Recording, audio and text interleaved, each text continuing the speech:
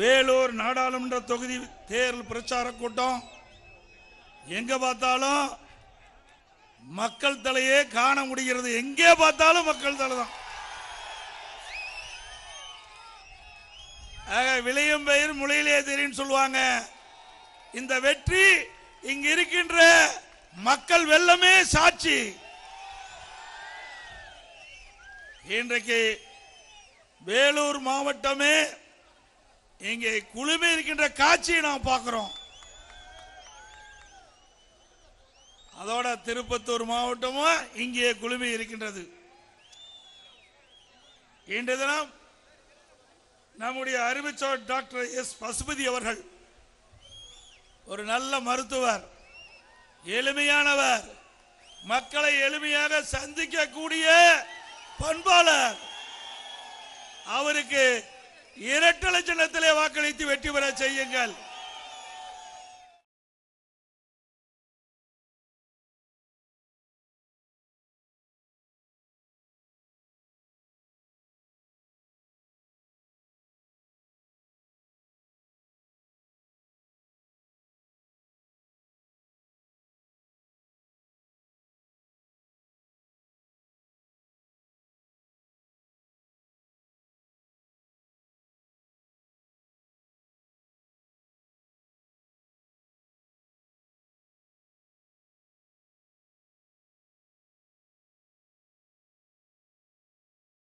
தானாக அழிந்து போய் விடுவார்கள்.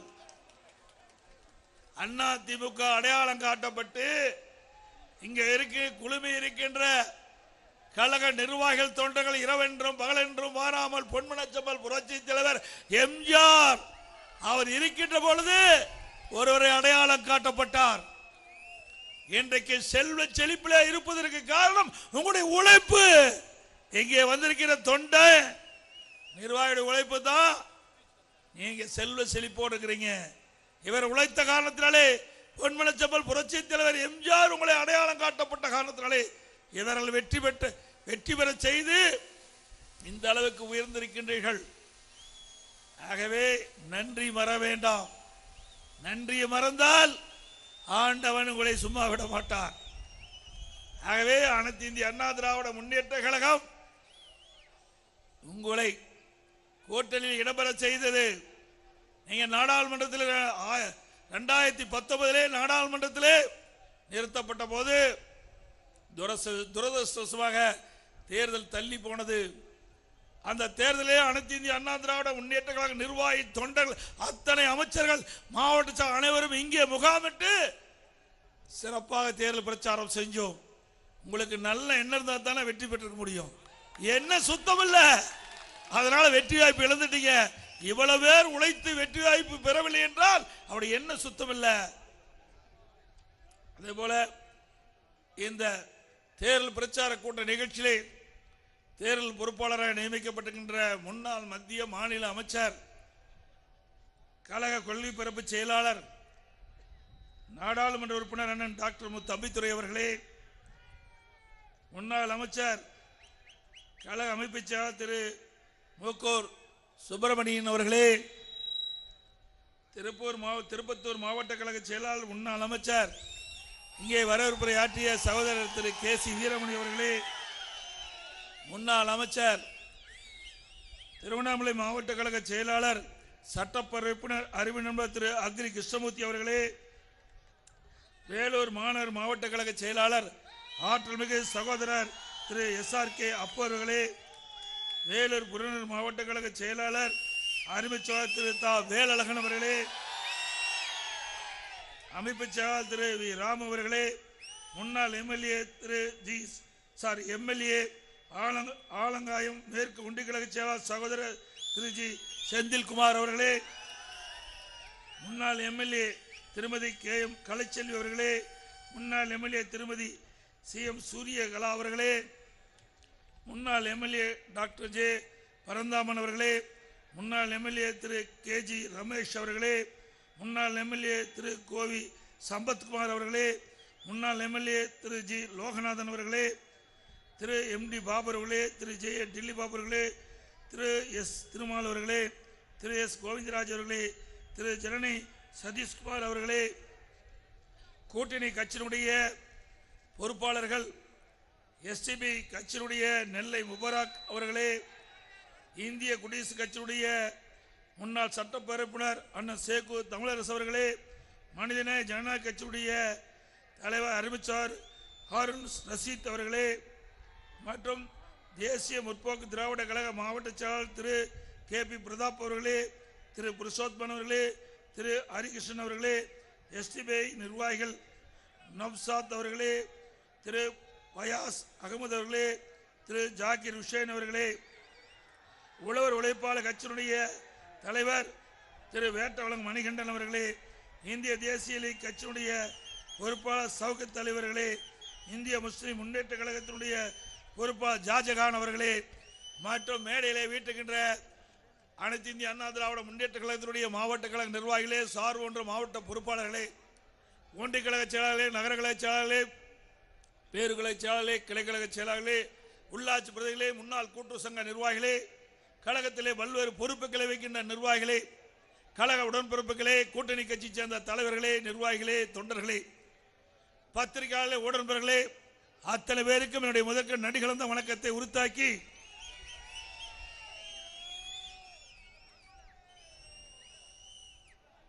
இங்க இருக்கின்ற 3 மாவட்ட செயலாளருமே 4 மாவட்ட செயலாளர் அக்ரி கிருஷ்ணமூர்த்தி சேர்த்தி ஒரு உழைப்பாளிகள்.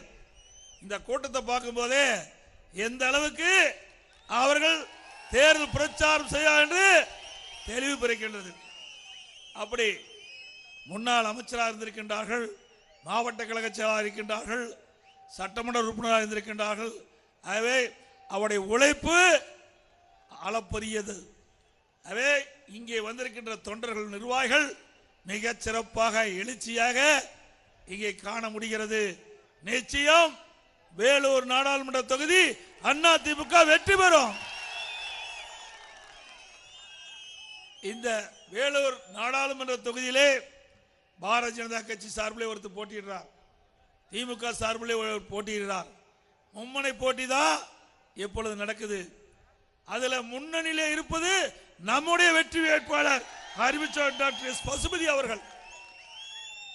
ஏற்கனவே திமுகவில் இருக்கிற வேட்பாளர் கடந்த முறை நிற்கின்ற போது பல்வேறு பிரச்சனைக்கு உள்ளானார். அதனால தேர்தலே தள்ளி போச்சு. இந்த முறை வாக்கு சேகரிக்கின்ற பொழுது பெண்களை பார்த்து கிண்டலா பேசுறாரு. என்னமோ அவர் வீட்டுல இருந்து பணம் கொடுத்த மாதிரி அரசாங்க பணத்தில் எடுத்து கொடுத்துட்டு பெண்களை பார்த்து ஆகா பளிச்சு பளபளன்னு இருக்கிறீங்க, என்ன பவுடர் போட்டியா அல்லது ஃபேர் அண்ட் லவ்லி போட்டியா, லிப்ஸ்டிக் போட்டியா, இதையெல்லாம் கேட்கறதுக்கா நீங்க வேட்பாளரை நிக்கிறீங்க? சொல்லுங்க பார்க்கலாம். பெண்கள் எப்படி கிண்டலும் கேலியும் பேசுறாங்க. இது திமுக குணம். அந்த குணத்தை மாற்றவே முடியாது. ஆக இப்படி கிண்டல் அடிப்பவர்களுக்கு தாய்மார்கள் ஓட்டு போட வேணுமா எண்ணி பாருங்க. இன்னொரு அமைச்சர் இருக்கார், அவரு திமுகவுடைய தேர்தல் அறிக்கையில் குறிப்பிட்டிருக்காங்களாம், நகர பேருந்துல கட்டணம் இல்லாமல் பயணம் செய்யலான்ட்டு. அவர் சொல்றாரு ஓசியில போறார். அது எப்படி சொல்றாரு? ஓசியில போறாருங்க. ஏப்பா என்ன இவர் வீட்டுல பணத்துல இருந்து எல்லாம் கொடுக்குற மாதிரி நினைச்சுக்கிட்டு இப்படிப்பட்ட கருத்தை சொல்லி பெண்களை அவமானப்படுத்துகின்ற கட்சி திமுக கட்சி. பெண்களை தெய்வமாக போட்டுகின்ற கட்சி அண்ணா திமுக கட்சி, ஸ்டாலின் அவரு. இந்த தேர்தலில் சரியான ஆப்பு கொடுக்க போறாங்க உங்களுக்கு பெண்கள்லாம். நீங்க என்ன சொன்னீங்க தேர்தலில்? அவருடைய தேர்தல் அறிக்கையில் தமிழ்நாட்டில் இருக்கின்ற 2,15,00,000 குடும்பத்தில் இருக்கின்ற குடும்ப தலைகளுக்கு மாதந்தோறும் 1000 ரூபாய் உரிமை தொகை கொடுப்பதுதான் வாக்குறுதி. இதே தேர்தல் பரப்புரையில் திரு ஸ்டாலின் அறிவிப்பு கொடுத்தார். அவருடைய மகன் உதயநிதி ஸ்டாலின் அறிவிப்பு கொடுத்தார். ஆட்சிக்கு வந்த பிறகு அந்தர் பல்டி அடித்து தகுதியானவர்களுக்கு குடும்ப தலைவர்களுக்கு மாந்தோறும் 1000 ரூபாய் கொடுப்பேன் என்று சொல்லி 1,15,00,000 பேருக்கு கொடுப்பேன் என்று சொல்லி ஒரு 70 லட்சம் பேருக்கு தான் தராங்க. அதுலயும் 70 லட்சம் பேருக்கு தான் தராங்க. ஆனா கணக்கு 1,15,00,000 என்று தவறா சொல்லிட்டு இருக்கிறாங்க. நேற்றைய தினம்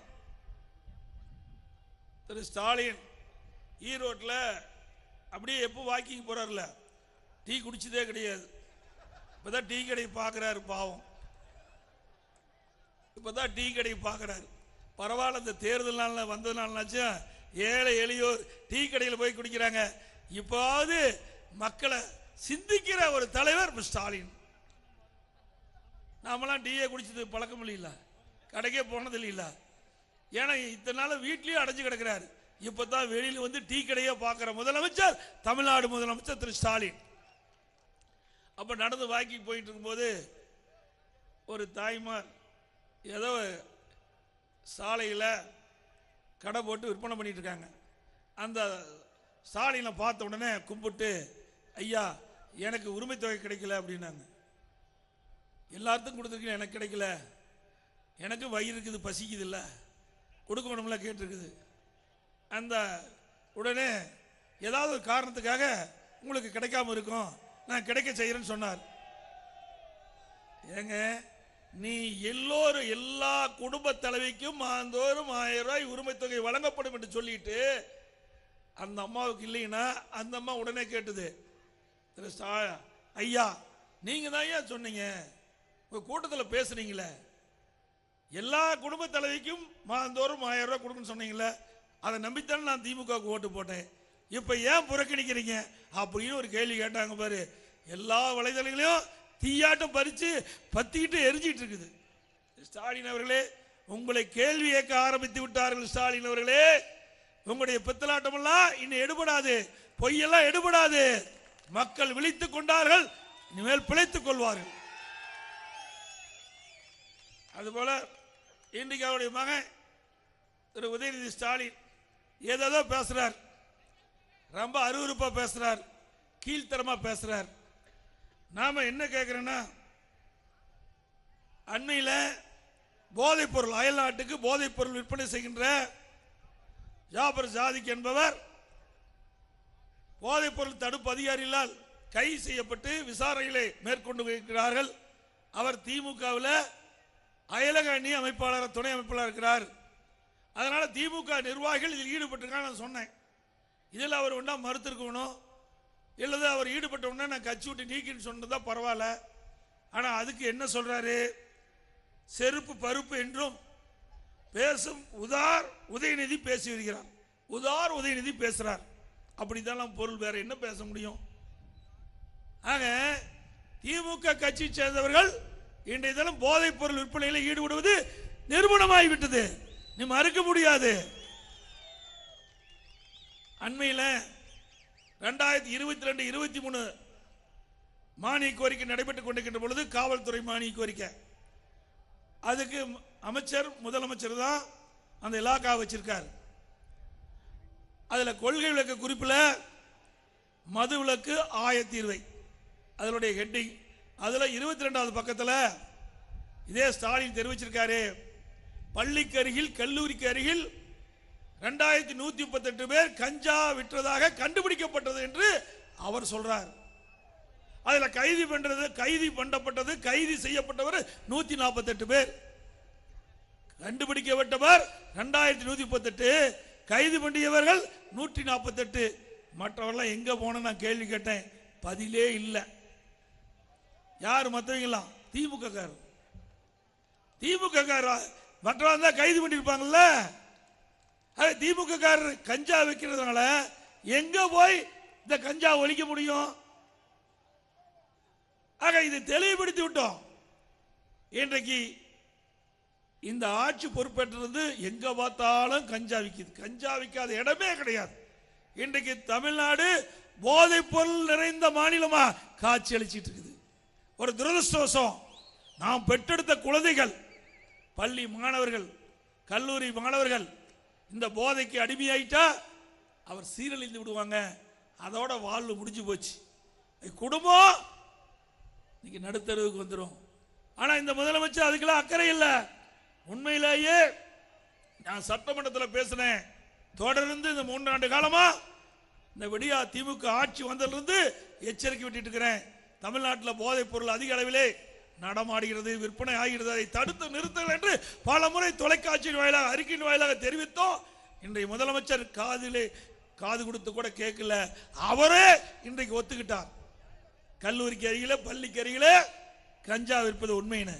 ஆக இந்த ஆட்சி இன்றைக்கு மக்கள் வெறுக்கின்ற ஆட்சியா பார்க்கிறோம். அதோட அதிமுக ஆட்சியில் இன்றைக்கு எல்லா மாணவ செல்வமும் அறிவுபூர்வமான மாணவர்களாக உருவாக்க வேண்டும் என்பதற்காக மாண்புமிகு புரட்சி தலைவி அம்மா சிந்தனையிலே உதித்த அற்புதமான திட்டம் மடிக்கணினி திட்டம். ஒரு மடிக்கணினி 12,000 ரூபாய். அரசு பள்ளியில் படிக்கின்ற பெரும்பாலான மாணவர்கள் ஏழை எளிய குடும்பத்தைச் சேர்ந்த மாணவர்கள். அவர்கள் 12,000 ரூபாய் போட்டு மடிக்கணினி வாங்கி அதை பயன்படுத்த முடியாது. அம்மா சிந்தித்தார்கள். வசதி படைத்த குடும்பத்தில் பிறந்த மாணவன் 12,000 ரூபாய் போட்டு மடிக்கணினி வாங்கி அதில் விஞ்ஞான கல்வி கற்று அவர்கள் அதிக மதிப்பெண்கள் பெற முடிய சூழ்நிலை. ஆனால் கிராமத்திலிருந்து நகரத்தில் இருக்கின்ற ஏழை எளிய குடும்பத்தைச் சேர்ந்த மாணவ மாணவி அரசு பள்ளியை படிக்கின்றார்கள். அவர் 12,000 ரூபாய் போட்டு மடிக்கணினி வாங்க முடியாது. அதனால அரசு பள்ளியை படிக்கின்ற மாணவ மாணவிகளுக்கு அரசாங்கமே மடிக்கணினி கொடுக்கப்படும் என்ற திட்டத்தை அறிவித்து 52 லட்சம் மாணவ மாணவிகளுக்கு மடிக்கணினி கொடுத்த அரசாங்கம் அதிமுக அரசாங்கம். 7,300 கோடி இதற்காக அதிமுக அரசு செலவழிச்சது. அறிவுபூர்வமான கல்வி, விஞ்ஞான கல்வி, உலகத்தரத்திற்கு ஏற்ற கல்வி, இந்தியாவில் எந்த மாநிலத்திலும் இல்லாத அற்புதமான கல்வி கொடுத்த தலைவி நம்முடைய இதய புரட்சி தலைவி அம்மா. அதை தொடர்ந்து அம்மாவுடைய அரசு செயல்படுத்தி வந்தது. துரதிருஷ்டமாக இன்றைக்கு ஆட்சி மாற்றம் வந்தது. விடியா திமுக ஆட்சிக்கு வந்த அரசியல் காழ்ப்புணர்ச்சியின் காரணமாக சிறந்த மாணவர்களாக உலகத்தரத்திற்கு ஏற்ற கல்வியை கொடுக்கின்ற அந்த மடிக்கணினி திட்டத்தை நிறுத்திய அரசாங்கம் திமுக அரசாங்கம். சிந்திச்சு பாருங்க. இதெல்லாம் இது அரசியல் காழ்ப்புணர்ச்சி தேவையா? வேண்டுமென்றே திட்டமிட்டு அனைத்து இந்திய அண்ணா திராவிட முன்னேற்ற கழக ஆட்சியில் கொண்டு வந்த திட்டம் என்ற ஒரே காரணத்திற்காக அந்த திட்டத்தை நீங்க நிறுத்தி விட்டார்கள். அனைத்து இந்திய அண்ணா திராவிட முன்னேற்ற கழக ஆட்சியில் மாணவ மாணவி மடியில மடிக்கணினி விளையாடியது. நம்முடைய ஆட்சியில் மாணவர் மாணவி மடியில மடிக்கணினி விளையாடிச்சு. இன்றைக்கு திராவிட முன்னேற்ற கழக ஆட்சியில் போதைப் பொருள் புழக்கத்துக்கு மாணவர்கள் அடிமையாக இருக்கிறாங்க. போதைப் பொருள் புழக்கத்துக்கு இன்றைக்கு மாணவர்கள் இளைஞர்கள் அடிமையாக இருக்கிறாங்க. இதுதான் அதிமுகவுக்கு திமுகவுக்குள்ள வேறுபாடு. நாம் சிறந்த மாணவர்களாக உருவாக்குறோம். ஆனால் விடியா திமுக அரசு நல்ல மாணவர்களையும் வழிதவறி நடக்கக்கூடிய சூழ்நிலையை உருவாக்குது. ஏன்னா அது ஒரு டீன் ஏஜ். அதில் என்ன செய்ய வேண்டும் தெரியாது. அறியாத வயது, புரியாத இருக்கின்ற அந்த நேரத்தில் போதை அடிமையாகிவிட்டார். அந்த குடும்பமே வீணா போயிடும். அதைத்தான் அடிக்கடி நான் பேசி வருகிறேன். அதோடு இந்த பகுதியில் கள்ளச்சாராயம் அதிகமாக வித்துட்டு இருக்கிறாங்க. வேலூர் மலைப்பகுதியில் அதிகமான கள்ளச்சாராயம். இந்த ஆட்சி வந்தாவே கள்ளச்சாராயம் உருவாகிடும். சமூக விரோதிகள் அதிகமாகிடுவாங்க. கள்ளச்சாராயம் காய்ச்சவர்கள் இறந்தா 10,000 ரூபாய் கொடுக்கிற ஒரே அரசாங்கம் விடியா திமுக அரசாங்கம் ஒண்ணுதான். 10 லட்சம். அதே போல நீட் தேர்வு, எப்பொழுது பார்த்தாலும் நீட் தேர்வு என்று இன்றைக்கு முதலமைச்சரும் முதலமைச்சருடைய மகன் திரு உதயநிதி ஸ்டாலின் சொல்லி வரார். திராவிட முன்னேற்ற கழக தேர்தல் அறிக்கையில் குறிப்பிட்டாங்க, திராவிட முன்னேற்ற கழகம் ஆட்சிக்கு வந்தவுடன் முதல் கையெழுத்து நீட் தேர்வு ரத்து செய்யப்படும் என்று. ஆட்சிக்கு வந்து 3 வருஷம் ஆச்சு, ஒன்றும் செய்யல. திரு உதயநிதி ஸ்டாலின் அவர்கள் சொன்னாங்க, நீட் ரத்து செய்வதற்கு எங்ககிட்ட ரகசியம் இருக்குன்னு சொன்னாங்க. ஏன்னா ரகசியத்தை புதைச்சி வச்சிருப்பாரு, இன்னும் வெளியே எடுக்கல. என்னப்பா ரகசியம் சொல்லு, மக்கள் எதிர்பார்க்கிறாங்க.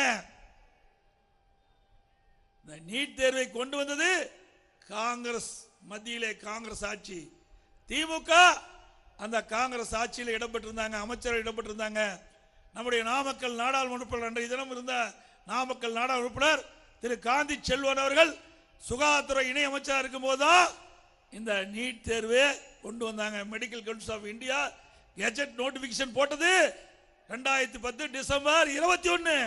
திமுக ஆட்சியில் தான் திமுகவும் காங்கிரஸும் மத்தியில் ஆட்சி செய்வதுதான் இந்த நீட்டை கொண்டு வந்தாங்க.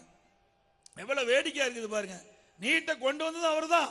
நீட்டு ரத்து செய்ய வேண்டும் என்று போராட்டம் நடத்துவது தான் இதுதான்.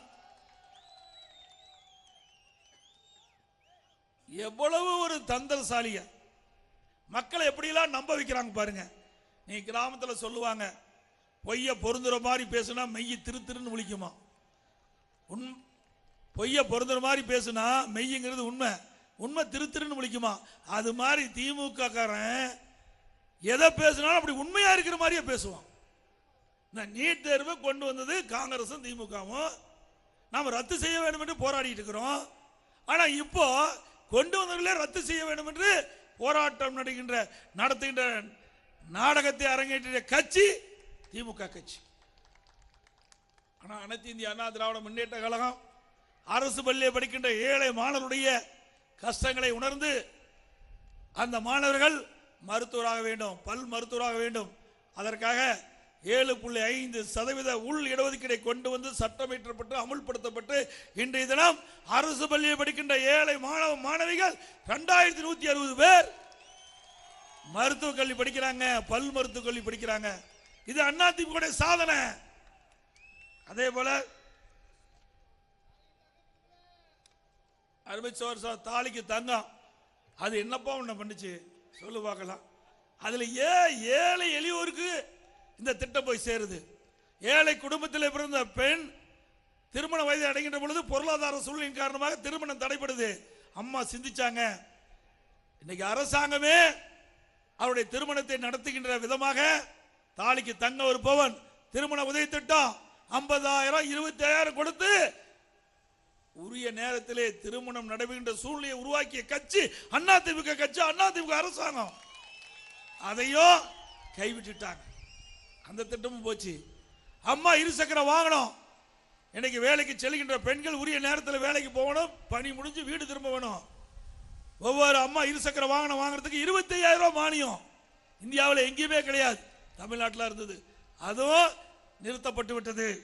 அதே போல இன்றைக்கு எங்க பார்த்தாலும் சட்ட ஒழுங்கு சீர்கேடு, கொலை கொள்ளை திருட்டு வழிப்பறிவு பாலியல் கொடுமை நடக்காத நாளே கிடையாது. அப்படிப்பட்ட ஒரு ஆட்சி, அளவுகோல் ஆட்சி இன்றைக்கு நடைபெற்றுக் கொண்டிருக்கின்றது. அது மட்டும் இல்லாம இன்றைக்கு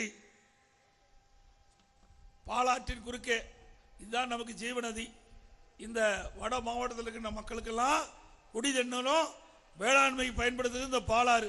இந்த பாலாற்றில் ஆந்திர அரசாங்கம் 300 கோடியில் தடுப்பணை கட்டுது, பூஜை போட்டாங்க. தடுக்க வக்கில்லாத அரசாங்கம் விடியா திமுக அரசாங்கம். பாலைவனமாயிருங்க, ஏற்கனவே 18 தடுப்பணை கட்டிட்டாங்க. இது மிகப்பெரிய தடுப்பணை. இது ஆந்திரா பகுதியில் கட்டிட்டா ஒரு சொட்டு தண்ணி கூட இந்த பாலாற்றில் நமக்கு கிடைக்காது. அப்ப ஒரு வறட்சி மாவட்டம் ஆயிரும். இனியாவது கும்பகரணம் தூக்கத்திலிருந்து விழுந்து இதை காப்பாத்துங்கப்பா அந்த மக்களை. வேலூர் மாவட்ட மக்கள், திருப்பத்தூர் மாவட்ட மக்கள், இன்னும் இந்த பாலாற்று பாசனம் பெறுகின்ற மக்கள் இதனால பாதிக்கப்படக்கூடாது என்ற ஒரு நல்ல எண்ணத்தின் அடிப்படையில் நான் சொல்றேன். ஆட்சி உங்ககிட்ட இருக்குது, இந்த மக்களை இனியாவது காப்பாற்றுங்க. ஏன்னா உங்களுக்கு ஓட்டு போட்டு நீங்க முதலமைச்சர் ஆயிட்டீங்க, நீ வீட்டு மக்கள் தான் பாக்குறீங்க, நாட்டு மக்களுக்கு கண்ணுக்கே தெரியல. இந்த தேர்தலில் நாட்டு மக்கள் நல்ல தீர்ப்பை வழங்குவார்கள். அதே போல வேலூர்ல ஸ்மார்ட் சிட்டி 1100 கோடியில அதிமுக ஆட்சி இருக்கும்போது கொண்டு வந்தோம். பல்வேறு பணிகள் நடைபெற்று கொண்டு வந்தது. ஆட்சி மாற்றம் ஏற்பட்டு போச்சு. அந்த பணியெல்லாம் கிடப்புல போட்டாங்க. எல்லாத்துக்கும் கமிஷன் கேட்டு கேட்டு தொல்லை பண்ணி கான்ட்ராக்டர்லாம் போட்டு போயிட்டான்.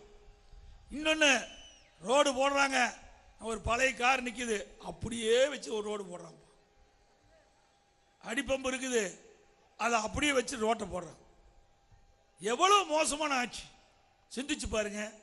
அனைத்து இந்திய அண்ணா திராவிட முன்னேற்ற கழக ஆட்சி இருக்கின்ற வரை நகர பகுதியிலிருந்து கிராமம் வரை சிறப்பான தார் சாலைகளை அமைத்து கொடுத்த முதல் மாநிலம் இந்தியாவிலே தமிழ்நாடு. அதோட இன்றைக்கு 520 அறிவிப்புகளை வெளியிட்டாங்க. 2021 சட்டமன்ற பொதுத் தேர்தலின் போது 10% அறிவிப்பு கூட இதுவரைக்கும் நிறைவேற்றல. 100 நாள் வேலை திட்டத்தை 150 நாளா உயர்த்தினாங்க. உயர்த்தியிருக்காங்களா? இல்ல, பொய். ரேஷன் கடையில் 1 கிலோ சர்க்கரைக்கு 2 கிலோ சர்க்கரையா உயர்த்துன்னு சொன்னாங்க. இல்ல, எல்லா குடும்பத்திற்கும் கேஸ் சிலிண்டருக்கு மாதந்தோறும் 100 ரூபாய் மானியம் கொடுக்குறாங்க. இளைஞர்கள் தேசியமயமாக்கப்பட்ட வங்கி, கூட்டுறவு வங்கி, கல்விக்கடன் வாகனூருக்கு தள்ளுபடி, அதுவும் இல்ல. பெட்ரோல் டீசல் விலை குறைக்கப்படும் சொன்னாங்க, அதுவும் குறைக்கல. பெட்ரோலுக்கு மட்டும் 3 ரூபாய் குறைச்சிட்டு மீதி அப்படி விட்டுட்டாங்க. டீசலுக்கு 4 ரூபாய் குறைக்கல. அண்டை மாநிலம் ஆந்திராவில் குறைச்சிட்டாங்க, பாண்டிச்சேரியில் குறைச்சிட்டாங்க, 8 ரூபாய் குறைச்சிட்டாங்க, இன்னும் குறைக்கல. கேட்டா மத்திய அரசு அவர் மேல பழி போடுறார் திரு ஸ்டாலின். ஸ்டாலின் அவர்களே, மாநில அரசு வரி போடுது, அந்த வரியிலிருந்து குறைச்சு கொடுங்க. பக்கத்து மாநிலம் கொடுக்குது இல்ல, நீங்களும் கொடுக்கலாம்ல, அது செய்ய மாட்டேங்கிறாங்க. அதோட மத்திய அரசும் இதுல செயல்படுத்த வேண்டும். இது ஏன்னா அது மக்களுடைய பிரச்சனை. விலைவாசி உயர்வதற்கு டீசல் ஒன்று முக்கியமானது. ஏன்னா எல்லா பொருளுமே லாரி மூலமா தான் வருது. அப்படி டீசல் உள்ள உயர்கின்ற பொழுது வாடகை உயரும். வாடகை வந்தா அந்த சரக்கு உயரும். யார் வாங்குறோம்? நாம தான் வாங்குறோம், நம்ம தலையில் வந்து விடியுது. அதனால மத்திய அரசும் டீசலை குறைக்க வேணும். இன்றைக்கு இறக்குமதி செய்கின்ற கச்சா எண்ணெய் விலை குறைச்சிருக்குது. ஆனா 70% வரி போட்டு மத்திய அரசு அதிகமான விலைக்கு விற்பதை மத்திய அரசும் கவனத்தில் எடுத்துக்கொண்டு குறைக்க வேணும். நாம கேட்ட 2 ரூபாய் குறைச்சிருக்காங்க. அது எதுக்கு அவங்க 2 ரூபாய் குறைச்சி சிந்திச்சு பாருங்க. அது மட்டும் இல்ல, இன்றைக்கு மத்திய அரசு தமிழ்நாட்டுக்கு புயல் வெள்ளம் எது வந்தாலும் எந்த நிதியும் கொடுப்பதில்லை.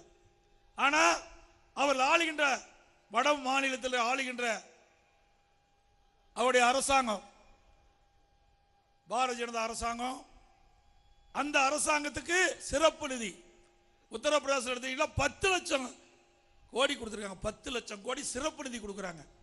பீகாருக்கு கொடுக்குறாங்க, ஆனா தமிழ்நாட்டுக்கு கொடுக்க மறுக்கிறாங்க. இது வளர்ச்சி பெற்ற மாநிலம் என்று சொல்லி நமக்கு சிறப்பு நிதி கிடைக்கல. மாட்டாந்தாய் பிள்ளைகளை போல தமிழ்நாட்டு மக்களை பார்க்கிறாங்க. அதனாலதான் அனைத்து இந்திய அண்ணா திராவிட முன்னேற்ற கழகம் தேசிய கட்சியோடு கூட்டணி வைக்கல. நம்முடைய உரிமையை நாம் காப்போம், உரிமையை நிலைநாட்டுவோம். வேண்டுமென்றே திட்டமிட்டு மத்தியிலே தேசிய கட்சிகள் மாறி மாறி ஆட்சிக்கு வந்தாலும் தமிழ்நாட்டு மக்களை புறக்கணிக்குது. தமிழ்நாடு வளர்ச்சி பெறாமல் இன்றைக்கு பின்னுக்கு போய்கொண்டே இருக்கின்றன. இதுக்கெல்லாம் முடிவு கட்ட வேண்டும் என்று சொன்னால் நாம் தனிச்சு சுதந்திரமாக நின்று மக்களுடைய பிரச்சனையை நாடாளுமன்றத்தில் எடுத்து வைத்து குரல் கொடுத்து அழுத்தம் கொடுத்து மக்களுக்கு தேவையான திட்டங்களை நாம் பெறுவோம். அதுதான் நம்முடைய லட்சியம். அதோட இன்றைக்கு கூட்டணின்னு வச்சுட்டா அவர்கள் தமிழ்நாட்டு மக்கள் பாதிக்கக்கூடிய திட்டம் வந்தாலும் ஆதரிக்க வேண்டிய சூழ்நிலை நிர்பந்தம் வந்துருது. ஏன்னா கூட்டணி தர்மம் இடையில வந்துருது. அதனால சிறுபான்மை மக்கள் இன்றைக்கு பாதுகாக்கக்கூடிய அரசாங்கம் அதிமுக அரசு திகழும். சிறுபான்மை மக்களுக்கு எண்ணற்ற திட்டங்களை செஞ்சது அதிமுக அரசு. நிறைய நன்மைகளை செய்திருக்கின்றோம். அனைத்து இந்திய அண்ணா திராவிட முன்னேற்ற கழகத்தை பொறுத்த வரைக்கும் வாக்குக்காக நாங்கள் இதை சொல்லவில்லை, உள் மனதோடு சொல்கிறோம், மனசாட்சிப்படி சொல்கிறோம். தமிழ்நாட்டில் வாழ்கின்ற சிறுபான்மை மக்களை ஏதாவது அவர்களுக்கு பிரச்சனை ஏற்பட்டால் அனைத்து இந்திய அண்ணா திராவிட முன்னேற்ற கழகம் உங்கள் பின் நின்று அதை முறியடிக்கும். திமுக மாதிரி இரட்டை வேடம் போடுகிற கட்சி அல்ல. எங்கே தமிழ்நாட்டுக்கு எதிர்கட்சியா திரு ஸ்டாலின் எதிர்கட்சியா இருக்கின்ற பொழுது பிரதமர் அவர்கள் வந்தார்கள். அப்போ கோபேக் மோடி என்று சொன்ன திரு ஸ்டாலின் அவர்கள் இப்பொழுது ஆளுங்கட்சியான பிறகு முதலமைச்சரான பிறகு பிரைம் மினிஸ்டர் அழைத்து பல்வேறு திட்டங்களுக்கு அடிக்கல் நாட்டுறார். அப்பொழுது வெல்கம் மோடிங்கிறார். எதிர்க்கட்சியா இருக்கும்போது ஒரு நிலைப்பாடு, எதிர்க்கட்சி ஆளுங்கட்சியா இருக்கும்போது ஒரு நிலைப்பாடு. இரட்டை வேடம் போடுகின்ற ஒரே கட்சி திமுக கட்சி. திமுக ஸ்டாலின் எங்களை கண்டு பயன் சொல்ற, நீதாயா பயந்துகிட்டு அங்க போய் சரணகதி ஆகியிருக்கிற. நாங்க ஒன்றும் பயப்பில்லையே, நாங்க பயந்துருந்தா அங்கேயே கூட்டணியில் இருந்திருப்போமே.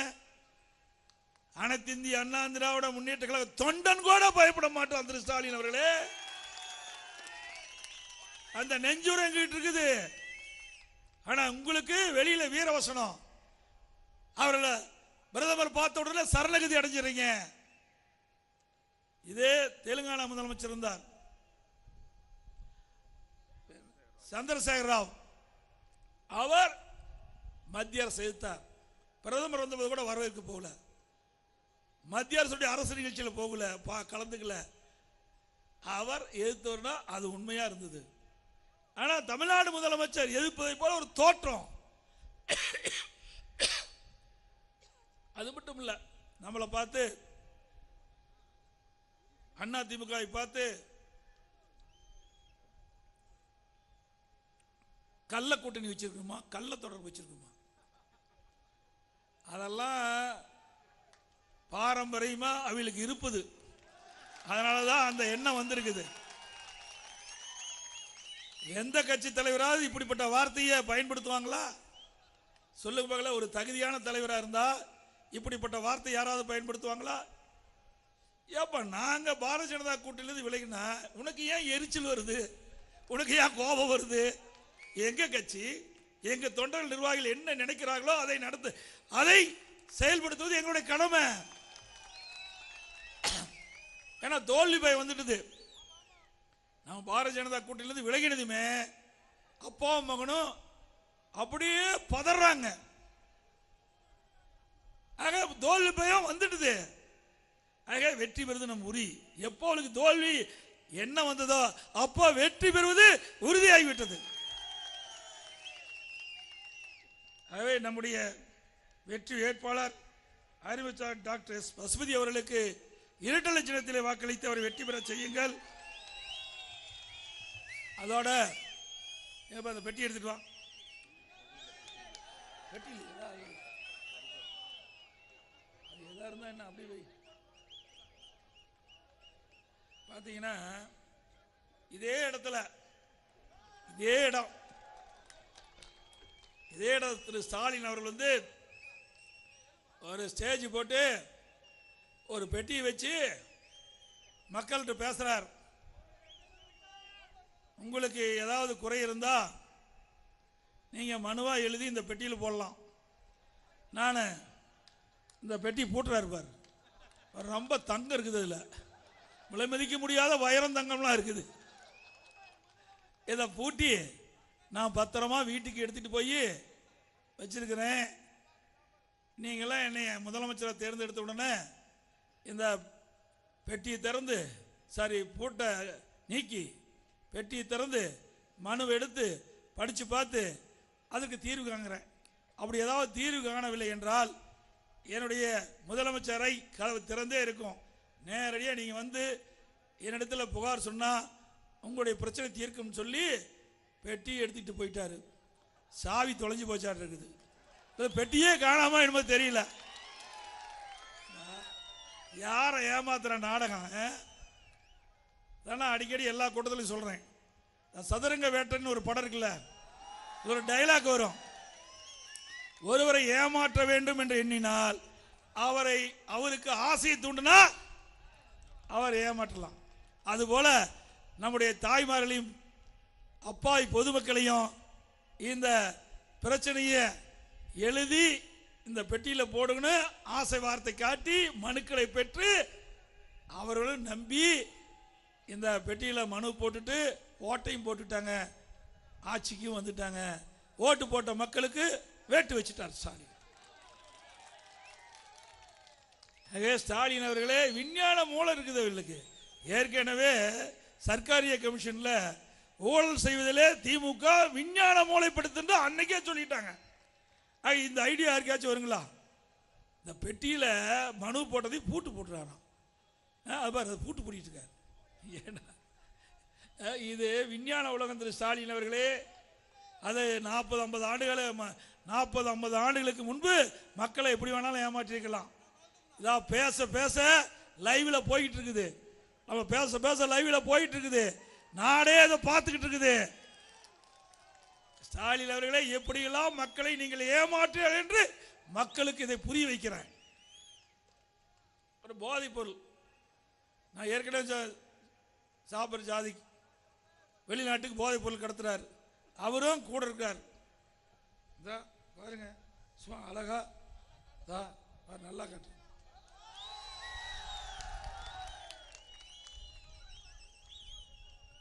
அப்புறம் இன்னொருத்தர்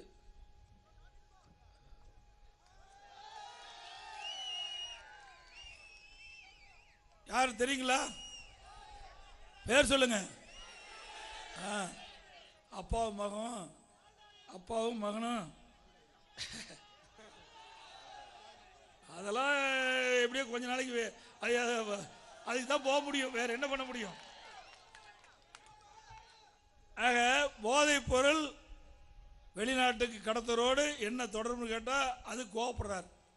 மக்கள் கேட்குறாங்க, நாட்டுடைய முதலமைச்சர் இன்றைக்கு விளையாட்டுத்துறை அமைச்சராக இருக்காரு, இன்றைக்கு உயர்ந்த இடத்துல இருக்கிறீங்க, நாட்டை பாதுகாக்கக்கூடிய பொறுப்பு உங்களிடத்தில் இருக்கிறது.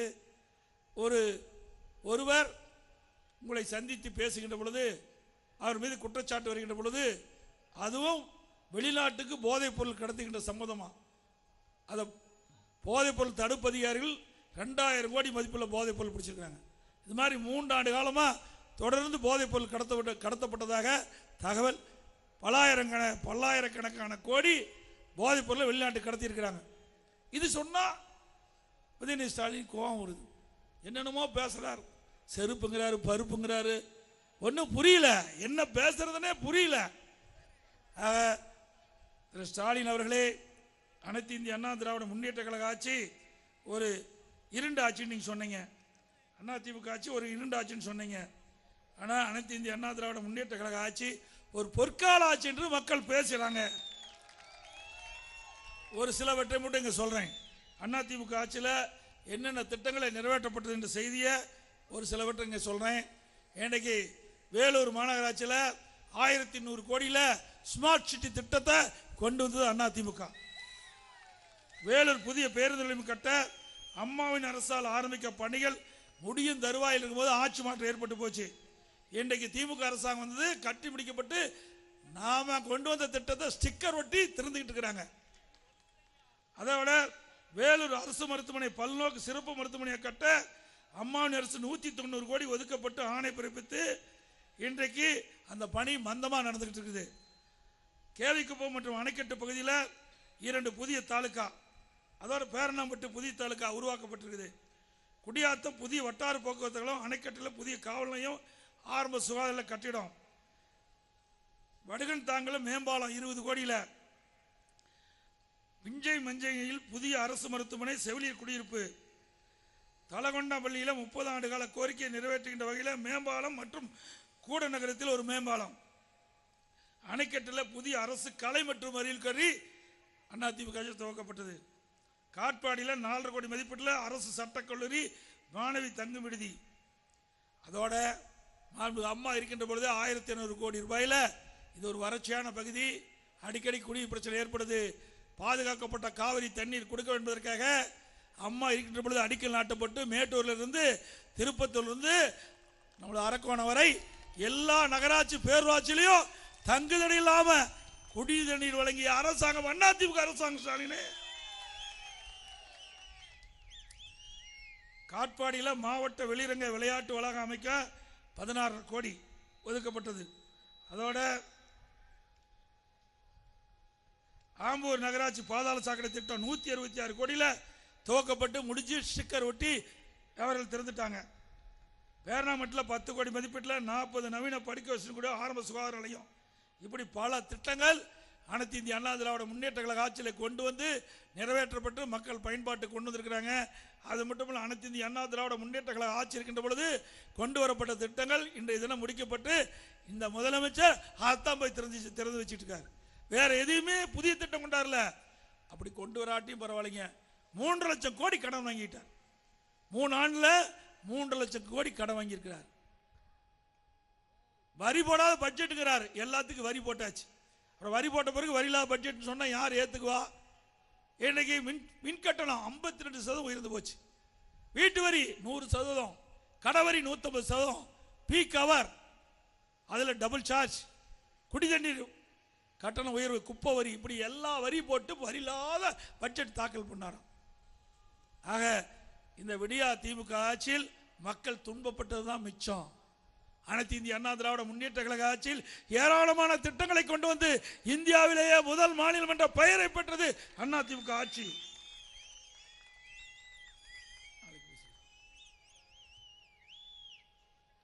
அதை விட இஸ்லாமிய பெருமக்களுக்கு நிறைய திட்டங்களை கொண்டாந்து நாங்கள் நிறைவேற்றியிருக்கிறோம். ரமலான் நோன்பும்போது இன்றைக்கு அவர்களுக்கு நோன்பு கஞ்சி தயாரிக்க விலையில்லா அரிசி கொடுத்த ஒரே அரசாங்கம் அண்ணா திமுக அரசாங்கம். நாகூர் தர்கா சந்தன கொடுத்துருவாளுக்கு தேவைப்பட சந்தன கட்டைகள் விலையில்லாமல் கொடுத்தோம். இது மாதிரி நிறைய திட்டங்கள். அதாவது ஹஜ் பயணம் மேற்கொள்ளும் போது சென்னையில் தங்கி செல்வாங்க. அங்கே ஹஜ் இல்லம் கட்டுவதற்கு 15 கோடி ஒதுக்கியது அண்ணா திமுக அரசாங்கம்.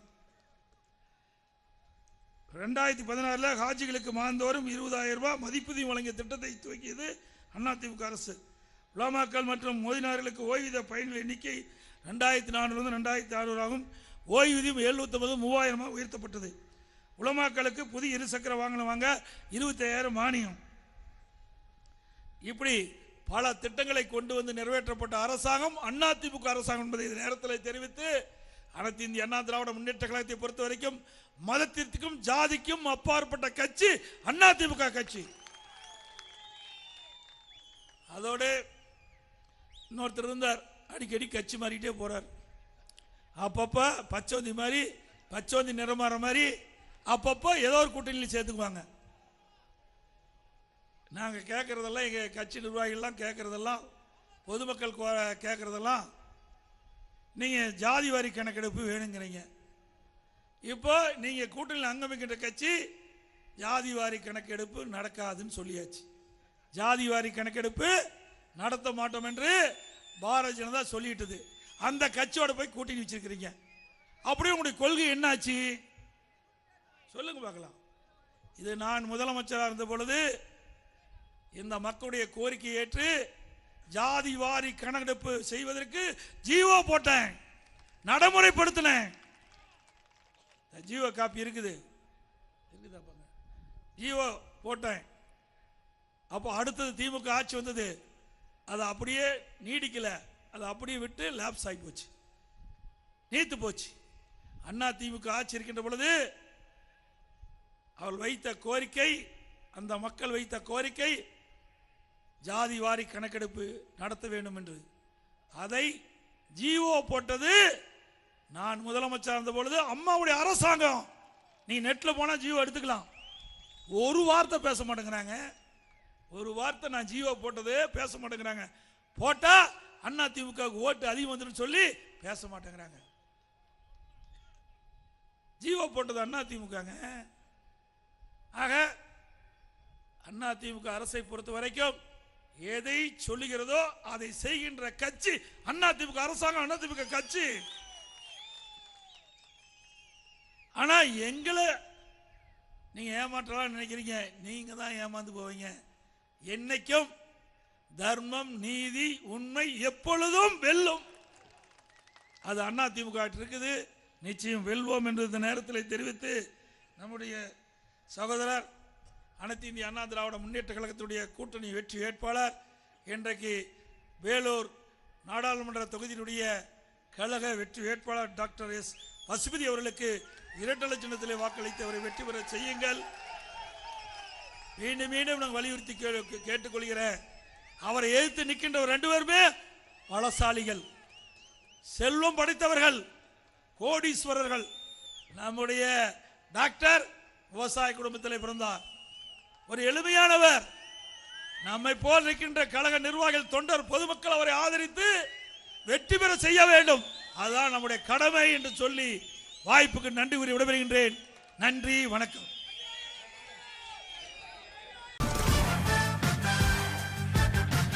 உங்களில் ஒருவனான எடப்பாடி பழனிசாமி பேசுகிறேன்.